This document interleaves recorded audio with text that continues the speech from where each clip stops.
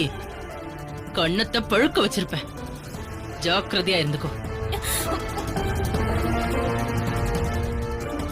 ஒரு நல்ல குடும்பத்தை அநியாயமா அரெஸ்ட் பண்ண பார்த்தனே, உன்னை ஏன் துரத்தி விட்டாங்கன்னு இப்பதான் புரியுது. எங்க டைத்த வேஸ்ட் பண்ணிட்ட உன்ன.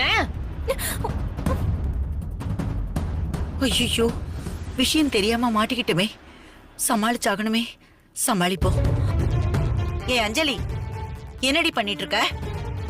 உன்னை நம்பி நான் வந்தா என்னையே அசிங்கப்படுத்திட்ட. சின்ன பொண்ணு நிரூபிச்சிட்டல நீ.